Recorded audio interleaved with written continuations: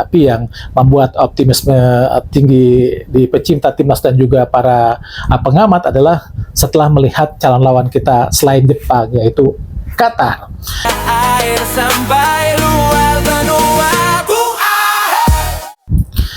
Assalamualaikum warahmatullahi wabarakatuh. Salam olahraga. Ya rekan-rekan, berjumpa kembali dengan saya Hadi Gunawan atau Bung Ahai dalam The Ahai Show. Optimisme tinggi kini menghinggapi atau mungkin datang kepada banyak pencinta timnas atau mungkin juga ke timnas nasional Indonesia jelang tampil di Piala Asia nanti. Nah, kenapa nih optimisme tinggi kini datang atau menghinggapi kepada timnas atau mungkin juga kepada pencinta timnas? Ya, apalagi kalau bukan setelah melihat penampilan calon lawan-lawan kita di Piala Asia nanti, khususnya Qatar. Dan memang ada juga Jepang yang tampil di Piala Asia nanti untuk bergabung di grup kita. Tapi yang membuat optimisme tinggi di pecinta timnas dan juga para pengamat adalah setelah melihat calon lawan kita selain Jepang, yaitu Qatar. Ya, kita akan lihat bagaimana Qatar tampil di Piala Dunia di tahun 2026 ini ya. Di pertandingan pertama mereka memang sukses untuk menahan imbang salah satu tim kuat di Eropa, yaitu Swiss 1-1. Ini membuat banyak pecinta timnas dan juga pengamat sepak bola di Indonesia agak was-was. Wah, ternyata Qatar memiliki kemampuan yang cukup baik juga. Terbukti mereka mampu menahan imbang tim kuat Swiss dengan skor imbang 1-1. Tapi setelah kita melihat bagaimana pertandingan mereka secara keseluruhan, kita bisa lihat bagaimana sebetulnya Qatar berada dalam tekanan yang sangat hebat dari Swiss. Bahkan hampir 70% ya, 70% lebih penguasaan bola itu dikuasai oleh Swiss, dan saya rasa hanya kurang beruntung aja Swiss kemarin tuh sehingga mereka gagal untuk menjebol gawang Qatar, karena lebih dari 25 tembakan mengarah ke gawang Qatar dan tidak ada yang sukses menjebol gawang Qatar kecuali satu saja, sehingga Qatar di akhir pertandingan sukses menahan imbang Swiss dengan skor 1-1. Tapi di pertandingan kedua saat menghadapi tuan rumah Kanada, mereka hancur lebur. Kita bisa lihat bagaimana mereka dibobol 6 kali oleh Kanada, sehingga sampai di akhir pertandingan sempat ricuh ya. Tapi secara umum kita bisa melihat bahwa penampilan Qatar bisa lah untuk diimbangi, atau mungkin juga kita bisa mungkin juga bisa menaklukkan Qatar. Kita punya sejarah yang sangat baik untuk menaklukkan Qatar kan di Piala Asia tahun 2004. Saat itu di bawah asuhan pelatih Ivan Kolev, dan pelatih mereka saat itu adalah Philip Trousseur. Nah, khusus di pertandingan melawan Kanada kemarin, hampir ya sama seperti melawan Swiss, Qatar benar-benar ditekan habis oleh Kanada sehingga mereka harus kalah dengan skor yang sangat telak 6-0. Nah, ini membuat kemudian ya banyak perbincangan di media sosial bahwa kita memiliki peluang yang cukup bagus untuk melawan Qatar nanti. Ya, saya sangat setuju dengan ungkapan seperti itu, karena kalau kita melihat penampilan mereka di dua pertandingan pun tidak ada yang istimewa dari Qatar.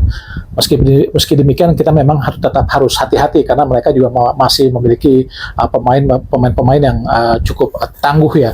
Karena walaupun secara umum pemain-pemain mereka tidak banyak yang bermain di Eropa, dan ada 2 pemain yang bermain di Eropa, tapi itu pun bukan klub yang luar biasa seperti pemain-pemain kita ya, seperti Hainam Al-Amrir dan juga Hasmi Al-Hussein, dan mereka hanya tampil di klub-klub papan bawah lah di Eropa.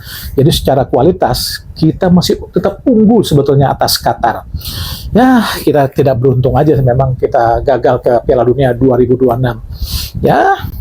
Ya, kita tahu, sama-sama tahu lah kenapa kita gagal. Sebetulnya kita memiliki peluang yang sangat-sangat besar untuk lolos.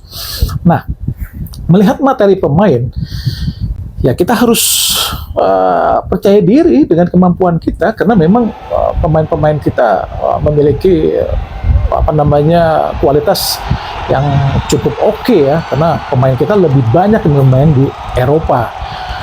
dibanding para pemain Qatar yang rata-rata hanya bermain di liga mereka, dan liga mereka pun kualitasnya atau levelnya tidak lebih baik dari klub-klub atau kompetisi-kompetisi yang dimana pemain kita itu ada di situ.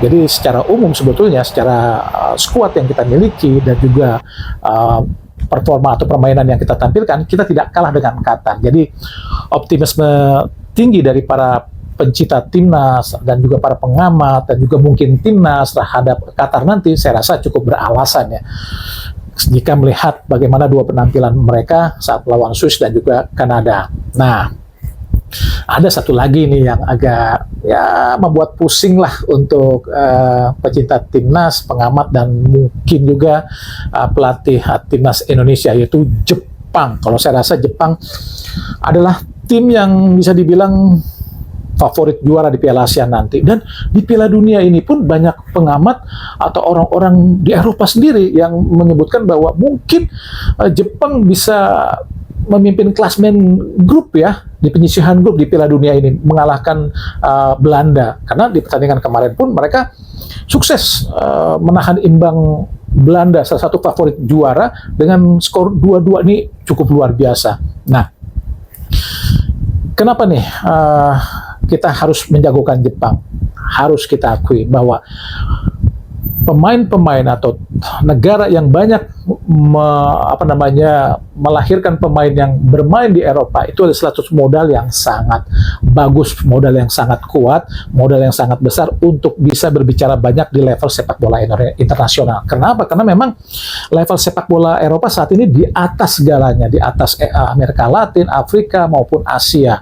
Jadi memang jika banyak pemain-pemain yang tampil di Eropa itu menjadikan timnas suatu negara itu menjadi lebih kuat. Nah, kita lihat bagaimana Jepang saat melawan Belanda. 11 pemain mereka semuanya bermain di Eropa, dan kelasnya juga nggak kaleng-kaleng, nggak kacangan. Kita lihat penjaga gawang Suzuki main di Parma, Ito main di Munchen, Taniguchi main di Belgia. Pokoknya luar biasa lah. Watanabe main di Feyenoord, bagaimana Doan main di Frankfurt, Sano main di Mainz, Kamada main di Crystal Palace, Nakamura main di Stade Reims. Jadi luar biasa lah. Kubo main di Sociedad, Ueda main di Feyenoord, Maeda main di Celtic. 11 pemain Jepang semuanya main di Eropa, dan klubnya tidak main-main.